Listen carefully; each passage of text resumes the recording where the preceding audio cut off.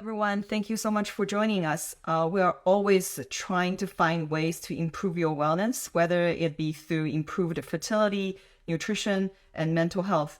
Today's topic is a unique one that are very excited to dive into. We're going to discuss social emotional learning, or SEL. SEL is a process through which children, adolescents, and adults learn skills to support healthy development and relationships.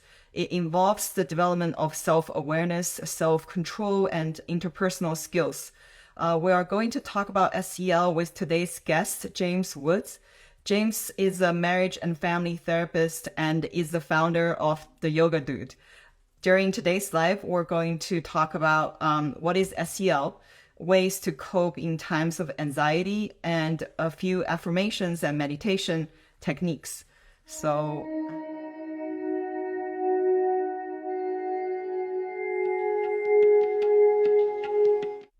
oh, here you are. Hi, James. Hello. Thank you so much for taking the time on a Friday to join us.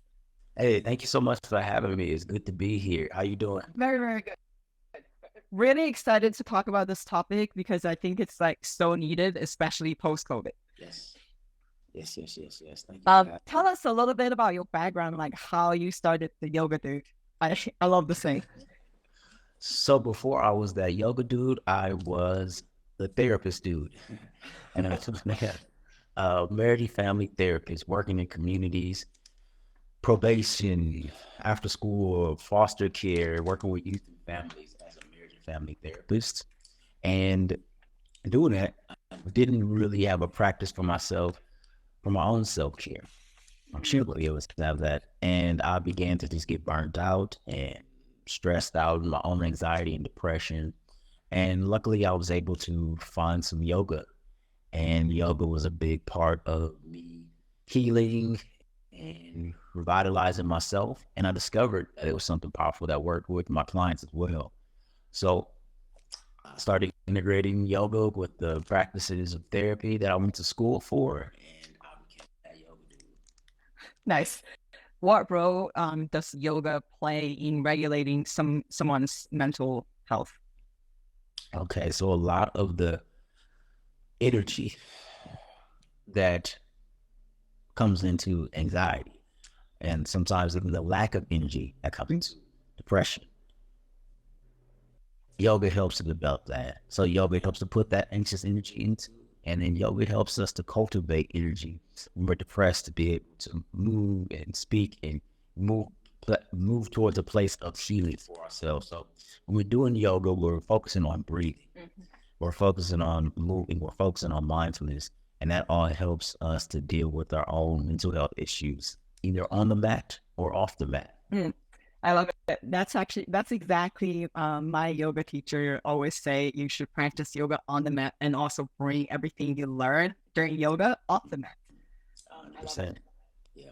If you're just spending time on the mat, moving and breathing, sometimes that can just turn into exercise. But the real work of combining our mind with our body and our spirit to help with our mental health happens when you are in an argument with your spouse, or you're struggling to take a test at school, or you're so nervous about leaving that job or getting that job, whatever it is.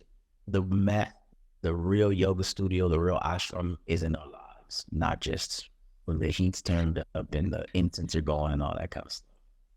I love it. Your history also includes school stress strategies. Yes. Um, what is that job description like? Why do you think such a job is necessary? It's 100% necessary because of the rates of suspension that have gone up. You have students who are coming back to campus who may have not had the opportunity to manage their skills, manage themselves at home, who lost an opportunity to interact socially, and that stresses them up. And then you also have these teachers who are put in places now with kids who may have not had an opportunity to develop socially or lost a lot of social skills over the COVID. And things are changing. They're moving faster in education. So just as much as we need to have academics and we need to have math and science and education, we also need to have effective strategies for stress within school.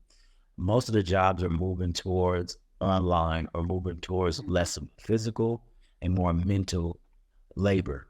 So if you are mentally distressed, that's your faculty to do work and you're not able to perform.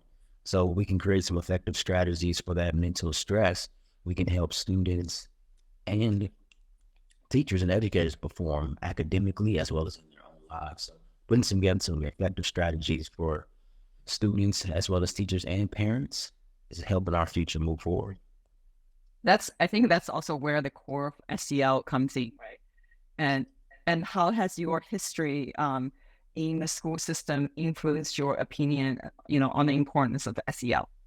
So I've been working in schools for over a decade now, and I've seen throughout my relatively still short amount of time that the more students learn about themselves on an emotional level, the more they have the tools to equip themselves for the academic level. That's the core, that's the basis of it. But if students are not able to understand the tools that they're receiving, if those tools are not applicable to them, it doesn't work. So really figuring out how we can create a sense of awareness first of those tools, and then access to those tools, because there's a lot of books out there, there's a lot of videos out there, there's a lot of conferences out there, but we have to bring it onto campus. We have to bring it to the students themselves. And when we bring it to them, it has to be applicable. Sometimes students might have basketball practice, AP tests that they have to study for, so they can't take time out today to do a 10-minute this or watch another video or read another book. So we make these skills very applicable to their lifestyle. They need that awareness first, then they need access to it, and then they need to be able to apply it to their lifestyles. And we found that over the last decade plus of working in schools. Oh, wow. That feels almost like the foundation for learning anything academically. Because if you don't have this, then you can't learn. And then you just kind of like going through a vicious cycle. And I say it like this all the time. I went to school for a very long time. I have a master's degree, and never did I have a class about self-awareness, about having that foundation of learning what I need to actually succeed instead of just, learning what I need to pass that test. I'm an education guy, but getting these skills into the hands of these children is going to help them develop the most important thing they can learn is themselves. Sure. In the beginning of the live, I kind of gave a super brief introduction to what SEL is. So I would love to hear your explanation. Like, how do you describe SEL? And I describe SEL, social emotional learning, as you said, the foundation of becoming a person. When you are in education, instead of just becoming another student or becoming just an employee, understanding you're becoming a person. And as a person, you have these emotions, you have these social needs, you have these ways of integrating your lives into the world. So social emotional learning, how we see it, are the tools to help people integrate themselves into their own world, not just being implemented through the schools and other systems and things like that.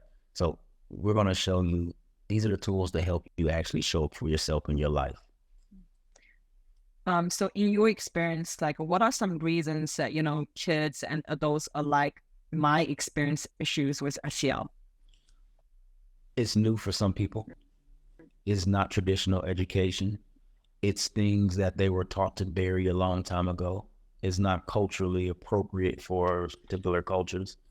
It is something that has been needed for several generations, but now us in this current generation are screaming about it. We're making policy about it. We're applying it to our daily lives. So you always have that resistance within those transitions of the times. This is new. This is rock and roll. This is hip hop. This is, punk rock, whatever is that thing out there. Until they figure out, okay, this actually works. This actually, we can have a hip hop artist at the Super Bowl. We can have a hip hop artist, So as the generations continue to grow and develop, and as people continue to have understandings and conversations, they're learning that social emotional learning is not new. They just didn't have the opportunity to receive those skills during their time. When it comes to coping, I know you recently had a great post called "If Feelings Could Talk." What are our feelings trying to tell us?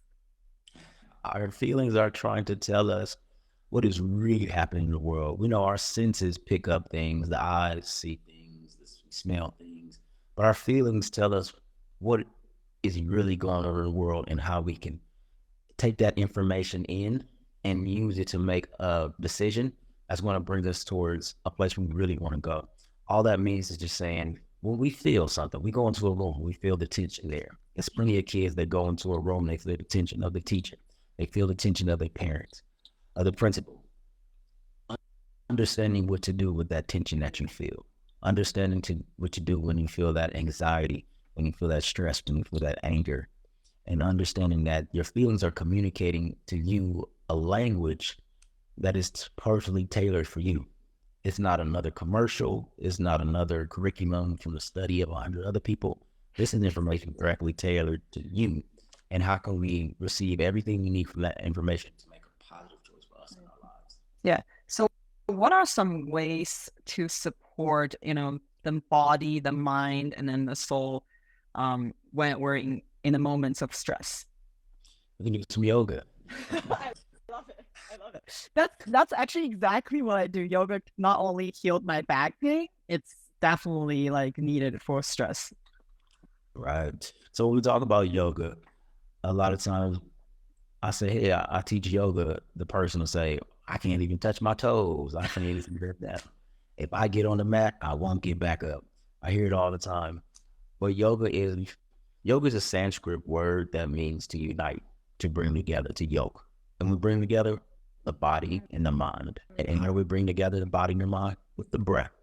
So when we're utilizing our movement with our breath, we're creating a sense of mindfulness. That means we're being there in the present. And when we're in the present, as you said, and we get that communication from our feelings, we start to hear that internal language. We start to have a real perception of what's going on in the room, and not letting our mind just start to take off to creating stories. We get to make those decisions that impact us in a powerful way. For instance, real quick, principal, this is her first year on campus. She's trying to make a great impression. She's trying to make it known that she's not playing around. This business is trying to make it happen. She gets into her first staff meeting. She's in front of everybody, and all of a sudden, the projector just crashes. Wi-Fi goes out. She's not able to put together. She's not able to share the slides she's been all night putting together. Takes a step back, takes a deep breath, relaxes the stress in her shoulders, relaxes her hand, puts down the clicker, and she's just there. She's present, and she gives her staff a true and honest representation of what she's looking for, the goals that she's trying to set, how she's trying to ease the pains of going through a transition of new leadership, just by being able to breathe and relax and be mindful in the present. And she got those skills from being able to take some of the yoga classes that we put together and give some of those skills. So it comes in on those moments where your mind is run out of ideas and you have to just kind of come into who you are in that moment. And we give those skills to the educators, and we also give those skills, of course, to the students and the parents. How can you show up for yourself in that moment where everything may have fell and everything is, how can you just take a breath, come into that moment and be who you honestly are? I felt I have definitely experienced that kind of moment before, thanks to the work, and then I definitely did not act gracefully. So more yoga practice for me. Absolutely. It's never enough. What are some things that parents can do to help their children if they believe their kids are, struggling with SEL? That goes back to that awareness piece, helping the kids to have an understanding that these are some tools that you can use to get to know yourself better, to get to know mommy and daddy better. These are some tools that we can build on to create a positive interaction and communication with us. Parenting is difficult. Parenting is a non-instructional manual thing that comes along with it. And parents can be able to be honest with themselves and their kids as they're using these tools. You cannot lie to yourself in a breath. You can only use a breath that's there in that moment. And then teaching that to the kids. Hey, you mad at mommy? You mad at daddy? Let's take a breath and talk about this before we both do things that we might Let's relax the tension in our shoulders and our jaw. Let's check in with each other in these positive ways to move forward. So these are tools that parents can at least add into your tool belts to help build a relationship with their children based on health and wellness. We know, affirmation is important in this process. So what are affirmations and how do they work? Affirmations is a programming of the brain. It really is. So we get affirmations all the time from all the TVs and stuff that we watch. Whenever I come I come in, I do an assembly, and I ask the kids, who lives in a pineapple under the sea? SpongeBob SquarePants. They all know. Those are the words that have been into their brain. And when I say it, they smile, they laugh. Then I'll say, who feels like they love themselves? Who feels like they have compassion towards themselves? Who feels like they're free? That's when the eyes start going all over the place. So making those powerful affirmations, those powerful positive affirmations as comfortable to them as the TV shows that they watch and or things that they do. So the affirmations are first powerful. It can be, I kind of like myself. I love myself. Let's do it. Let's go. Then they have to be present in the present moment. I love myself now. Not, I'm going to love myself after I pass this test. I'm going to love myself after I complete this basketball game. In the moment, present. It has to be powerful. It has to be present. And it has to be right there for you personally in that moment. It's me. I'm talking to me. Powerful, present, and personalized for those affirmations to really create those changes and start to have those shifts where, especially the younger kids, they're still molding their mind. They're still implementing things in their mind. And even for us older kids, it's always good to remind ourselves about those things when those tough tasks come up. So powerful, present, and personalized affirmations can really shift kids and adults' minds. I felt like many adults need it. I feel like I needed it one time as well. My affirmations every night. Wake landmark. Yes, 100%. Amen. So what are some affirmations that we can tell children who feel anxious or lonely? Feel free to feel free. That is our mantra, our affirmation. But I feel free. A lot of times I feel trapped in their anxiety. I feel powerful. I feel present. I feel joyful. Really, these words that they can have a picture of in their mind, they can use to transition out of that space of, I don't know what's going to happen. Here's the story that I'm telling myself that's making me anxious. But if you feel free, you're okay with whatever happens. You know you're going to get through it. If you feel joy, even in that moment of anxiety and stress, you can still find a piece of joy. If I feel powerful, you know that, hey, whatever happens, I still can make all the changes I need to move forward. So I feel powerful. I feel free. I feel amazing. Love it. Love it. What are some advices you can give to someone who wants to try meditation? Because meditation, is usually integrated part of yoga and it helps with stress and mental health. But somebody who believes they're struggling with SEL, how do you tell them to, try it, and advice you could give on that? I let them know they already have the tools to get started. They're already equipped. You don't need to buy anything. You need to watch anything. You got the tools right there. You can start right now. Second, it's not about totally emptying the mind. You're going to have thoughts. That's what the mind does. It thinks. It's a thinking machine. When we're in that meditative state, though, we want to be able to just kind of watch those thoughts. Just watch them go by. Instead of jumping into the story, you're watching the story. And you can do that by staying with your breath. Stay anchored in your breath. You can just breathe in 1, breathe out 2. You can breathe in and breathe out just for a minute, just 60 seconds. Changes things. Staying in that powerful presence of the breath, allowing the thoughts to just kind of come and go, and taking it easy on yourself. The most powerful meditation you can get started with today. Just 60 seconds, just a minute. Try it out. You offer training services because I feel like a lot of people might require some training. So what are they, and what can people expect during these training sessions? Sure. We do staff trainings where we help the staff to really get an understanding of these skills and how to implement them onto their campus, and more importantly, into their own lives. So in these training sessions and these workshops that we do with staff, they learn self-care strategies for themselves and how to integrate these yoga practices within the classroom for that awareness, that access, and that application as quick and as easy as possible. We also do some parent training so the parents can understand also that these yoga tools are for themselves and for the students that they love and they enjoy and they interact with. And then honestly, my favorite is the assemblies. So the assemblies are the workshops that the assemblies are, we come on campus, we do a fun and interactive and engaging assembly for the whole school. We get everybody up, we get everyone moving. We integrate the yoga into some powerful stories that students connect with to help change their lives. I've seen transformation several times. It's powerful and it's fun. It's a lot of fun. So we do our staff development workshops. We do the parent trainings, the workshops, and we do the assemblies. So check us out. I felt like I want to go to assemblies. It's a lot of fun. So I know that assembly is in person, but do other trainings that can be online or in person, or they're only in person? Online as well. So we have great. our online subscription basically where we come, we do an assembly, we train your staff, they're ready to go. But then you can also join us weekly with that yoga dude, leading some yoga sessions and some wellness classes. That's awesome. You also do a lot of speaking engagement. So what type of engagement do you perform, and how can people book you?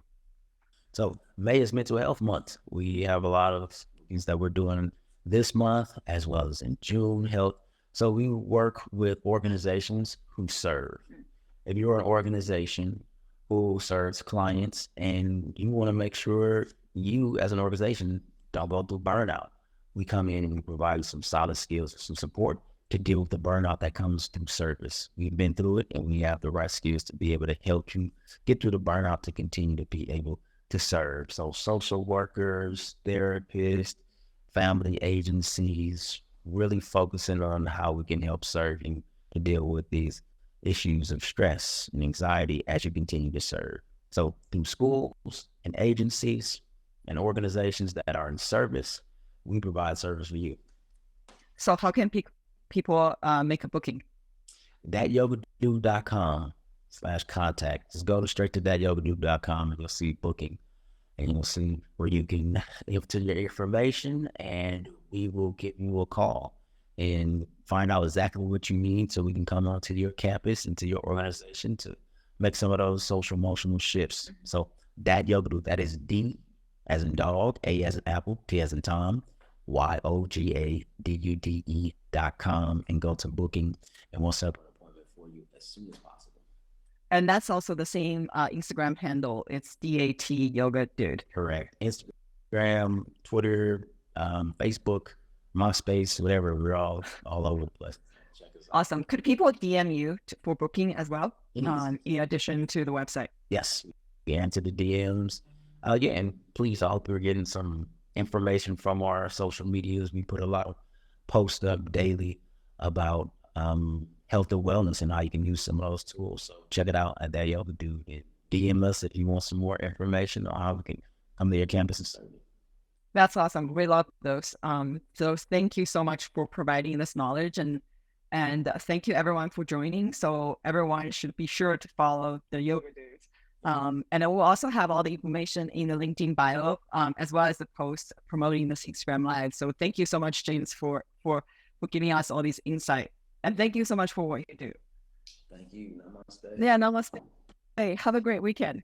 Right, I'm going to do some yoga now. Great. Thank you. Bye.